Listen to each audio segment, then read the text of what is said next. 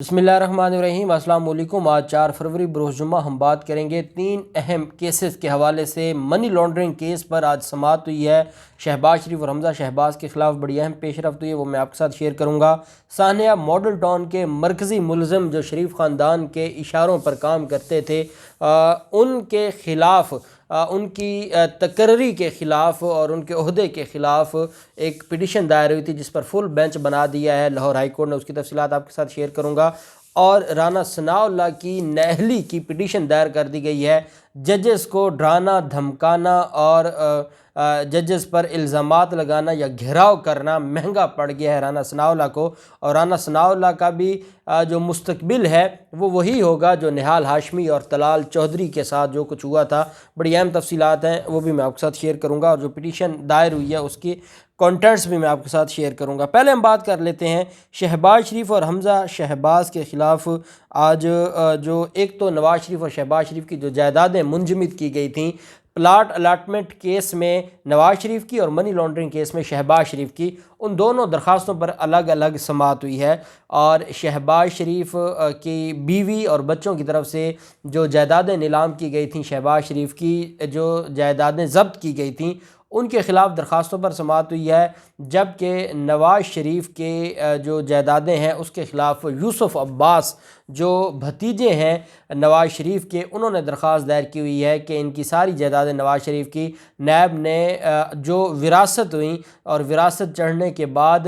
جو مختلف لوگوں کو جانی تھیں، وہ ساری کی ساری جائیدادیں بھی نیب نے ضبط کر لی ہیں غیر قانونی طور پر۔ ان جائیدادوں سے نواز شریف کا لینا دینا کوئی نہیں، اور جو غیر قانونی پلاٹ الاٹمنٹ کیس ہے اس میں جو جائیدادیں ضبط کی گئی تھیں اس کے خلاف درخواست دائر کی تھی یوسف عباس اور باقی شریف فیملی کے ممبران نے، اس پر بھی آج سماعت ہوئی۔ عدالت میں جو وکلا ہیں، چاہے وہ شہباز شریف کے منی لانڈرنگ کیس میں جائیدادوں کے خلاف اور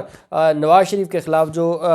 کارروائی ہے، دونوں مقدمات میں امجد پرویز صاحب نے عدالت سے ٹائم مانگا کہ ہمیں اس پر بحث کے لیے ٹائم دیا جائے۔ عدالت نے کہا کہ آپ نے درخواستیں دی ہوئی ہیں، آپ نے آبجیکشن ریز کیے ہیں، آپ اپنے آبجیکشنز پر بحث کریں، اتنے لمبے عرصہ سے یہ درخواستیں چلتی آ رہی ہیں، تو انہوں نے کہا کہ ہمیں ایک موقع دیا جائے، ہم اس پر بحث کریں گے۔ عدالت نے اس کیس کی سماعت یوسف عباس کی طرف سے درخواست دی گئی تھی، اس میں یہ موقف اختیار کیا گیا تھا کہ نیب میاں نواز شریف کی وہ جائیدادیں بھی ضبط کر کے نیلام کار ہے جو تقسیم ہو چکی ہیں، لہٰذا عدالت نیلامی کا حکم واپس لے تاکہ میاں نواز شریف واپس آ کے اپنے کیسز کا سامنا کر سکیں۔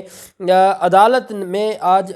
جو منی لانڈرنگ کے حوالے سے حمزہ شہباز اور نصرت شہباز کی جو درخواستیں ہیں اس میں یہ موقف اختیار کیا گیا کہ عدالت کا اثاثے منجمد کرنے کا فیصلہ حقائق کے برعکس ہے، اس وجہ سے ان کو کالعدم قرار دیا جائے۔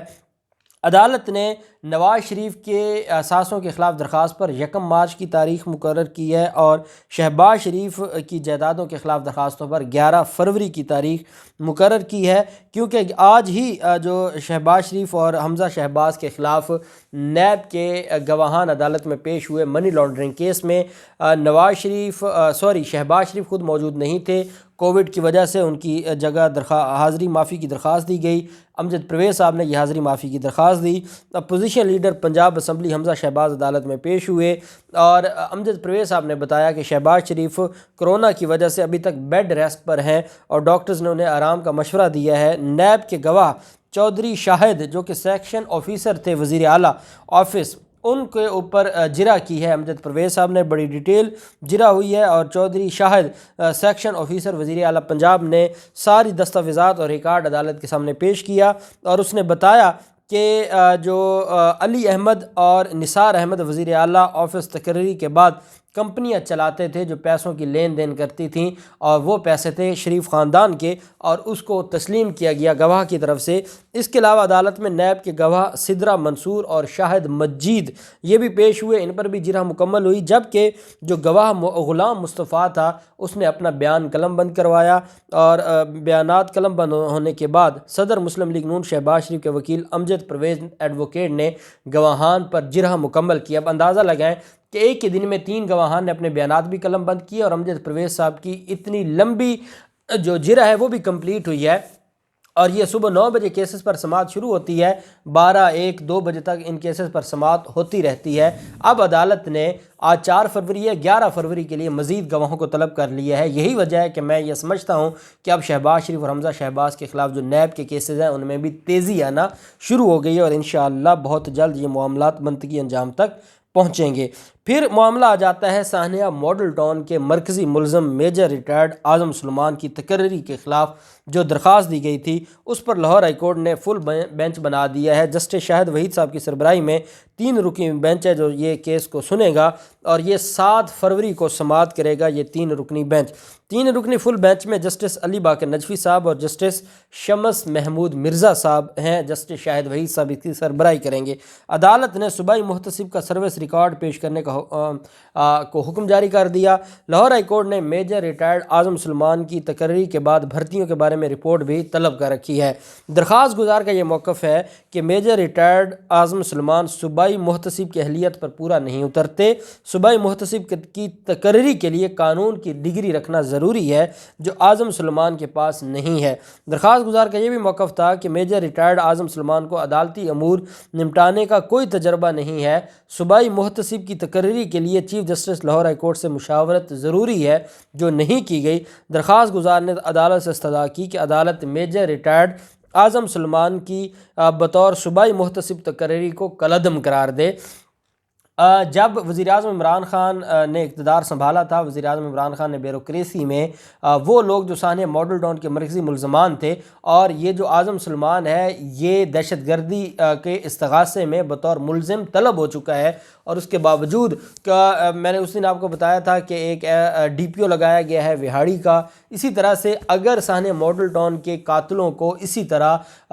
حکومت پنجاب نوازتی رہی تو یہ معاملہ پھر تھمے گا نہیں، اور میں سمجھتا ہوں کہ بیوروکریسی کا بہت بڑا پریشر ہے، اور بیوروکریسی نہیں چاہتی کہ وزیراعظم عمران خان قانون کے مطابق کام کر پائیں، اور جو بیوروکریسی کے مختلف جتھے ہیں ان کو بڑی تکلیف ہے، اور وہ وزیراعظم عمران خان کے خلاف مل کر متحد ہو کر وہ آج بھی شریف مافیا کے لوگ ہیں۔ آپ اندازہ لگائیں کہ وہ لوگ پاکستان تحریک انصاف یا عمران خان کے ساتھ کیسے ایمانداری اور وفاداری سے وہ ریاست کی خدمت کر سکتے ہیں، جو شریف مافیا شریف خاندان کے کہنے پر 14 معصوم لوگوں کی جان لے سکتے ہیں، 100 کے قریب لوگوں کو ڈائریکٹ گولیاں مار کے چھلنی کر سکتے ہیں، وہ کیا ریاست کی خدمت کریں گے؟ وہ کیسے عمران خان کے جو منشور ہے اس کے مطابق جو امور حکومت ہیں، امور مملکت ہیں، ان کو چلائیں گے؟ تو یہ ایک بہت بڑی رکاوٹ ہے عمران خان کے لیے۔ اب دیکھتے ہیں کہ 7 فروری کو جو فل بینچ بنا ہے اعظم سلیمان کی تقرری کو لے کر بطور صوبائی محتسب،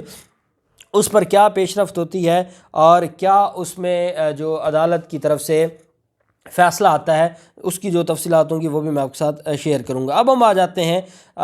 رانا ثناء اللہ کے نااہلی کی جو پٹیشن دائر کی گئی ہے لاہور ہائی کورٹ میں۔ عالیہ حمزہ جو کہ پاکستان تحریک انصاف کی رہنما ہیں، ان کی طرف سے یہ درخواست دائر کی گئی، اور ان کے وکیل وقار طور ایڈوکیٹ صاحب نے یہ درخواست دائر کی، جس میں رانا ثناء اللہ کی نااہلی کی استدعا کی گئی۔ دائر کی گئی درخواست میں نہال ہاشمی اور طلال چودھری کیسز کا حوالہ دیا گیا۔ یہ جو درخواست دائر کی گئی ہے یہ اسپیسیفکلی دائر کی گئی ہے on the basis of Talal Chaudhry case اور نہال ہاشمی کیس۔ وہ جو ان کے خلاف توہین عدالت کی کارروائیاں ہوئی تھیں ان کیسز کا فیصلہ لگایا گیا ہے۔ جیسے نہال ہاشمی اینڈ کمپنی نے عدلیہ کو دھمکیاں دی تھیں، ججز کو دھمکیاں دی تھیں، اب جیسے چیف جسٹس اطہر من اللہ صاحب کے لیے یہ ایک بہت بڑی اطہر من اللہ صاحب کے لیے ایک آزمائش تھی کہ وہ کیسے رانا شمیم اور میر شکیل کے خلاف، انصار عباسی کے خلاف کارروائی کرتے ہیں، اور ایک حد تک تو ہماری امیدوں پر پورا اترے آنریبل چیف جسٹس اطہر من اللہ صاحب، لیکن جہاں بات آئی جیو جنگ گروپ کی، وہ مافیا ہیں، تو ان کی حد تک پوسٹ پون کرنا یا ڈیلے کرنا، اس پر سوالات اٹھے۔ اب یہ لاہور ہائی کورٹ کے اوپر ایک بہت بڑی ذمہ داری عائد ہوتی ہے کہ رانا ثناءاللہ کی ایک ویڈیو وائرل ہوتی ہے۔ رانا ثناءاللہ کہتے ہیں کہ اگر شہباز شریف کو کسی نے سزا دی تو ہم اس عدالت کا بھی گھیراؤ کریں گے، ہم اس جج کا بھی گھیراؤ کریں گے اور ہم اس کو چھوڑیں گے نہیں، ہم اس کو پکڑیں گے۔ تو اس کے بعد کیا یہ عدلیہ کو اور ججز کو ڈرانے دھمکانے کے مترادف ہے؟ اور کیا یہ ان کو میسج دیا جا رہا ہے جو خود ملزم ہے، جس نے خود ضمانت لی ہوئی ہے اور وہ جو کنسیشن آف بیل ہے اس کو مس یوز کر رہا ہے، اور کنسیشن آف بیل کو مس یوز کرتے ہوئے وہ یہ کہے کہ ہم عدالتوں کا گھیراؤ کر لیں گے، ہم جج کو پکڑ لیں گے، تو ایسا شخص کیسے عہدے پر رہ سکتا ہے؟ وہ ایم این اے کیسے رہ سکتا ہے؟ وہ تو بطور شہری ملزم ہے، تو وہ ایک ممبر آف پارلیمنٹ یا قانون ساز ادارے کا ممبر کیسے رہ سکتا ہے؟ عالیہ حمزہ نے بڑے سخت سوالات اٹھائے ہیں۔ درخواست میں کہا گیا کہ رانا ثناءاللہ نے پارٹی قیادت کی ماں پر اعلیٰ عدلیہ کے ججز کے گھروں اور عدالتوں کے گھیراؤ کی دھمکیاں دیں۔ عالیہ حمزہ کے اس حوالے سے کہنا ہے کہ عدلیہ کے خلاف بیان بازی اور دھمکیاں نون لیگ کا پرانا وتیرہ ہے۔ انہوں نے یہ بھی کہا کہ لوگوں کو خریدتے ہیں، خرید نہ سکیں تو دھمکیاں دیتے اور حملہ آور ہوتے ہیں، اور یہ ان کا پرانا ایک وتیرہ ہے، اور اب یہ ججز کے عدالتوں اور گھروں کے گھیراؤ کی جو دھمکیاں دے رہے ہیں، یہ جو سال ہے یہ سزاؤں کا سال ہے شہباز شریف اور نون لیگ کے سینئر رہنماؤں کا، اور یہ اس بنیاد پر دھمکیاں دے رہے ہیں، تھریٹ کر رہے ہیں، پریشرائز اور اثر انداز ہونا چاہتے ہیں کیسز پر۔ رانا ثناءاللہ کے خلاف اے این ایف کا کیس بھی ہے، نیب انکوائری بھی ہے، اور ایک ملزم جو ضمانت پر ہو، دونوں کیسز میں وہ ضمانت پر ہے، وہ کیسے ایسے تڑیاں یا دھمکیاں لگا سکتا ہے؟ تو عدالت سے یہ استدعا کی گئی ہے کہ رانا ثناءاللہ کو نہال ہاشمی اور طلال چودھری کیس کے تناظر میں، کیونکہ وہ بڑی عدالتوں کے فیصلے ہیں اور ان کی جو وہ بطور ججمنٹس عدالت میں ان کو اپنی فائل کے ساتھ عالیہ حمزہ نے وہ بھی اٹیچ کیا ہے، اور یہ درخواست اور پٹیشن دائر کی ہے لاہور ہائی کورٹ میں۔ دیکھتے ہیں کیا ہوتا ہے، کون اس کے اوپر سماعت کرتا ہے، اور اگر یہ معاملہ چیف جسٹس امیر بھٹی صاحب کے پاس چلا گیا تو میں ایمانداری سے ایک بات آپ کو بتا رہا ہوں کہ معاملہ بڑا دلچسپ ہو جائے گا۔ دیکھتے ہیں کیا ہوتا ہے، جو بھی تفصیلات ہوں گی آپ کے ساتھ شیئر کرتے رہیں گے۔ اللہ پاک پاکستان کا حامی و ناصر ہو۔ بہت شکریہ، اللہ حافظ، پاکستان زندہ باد۔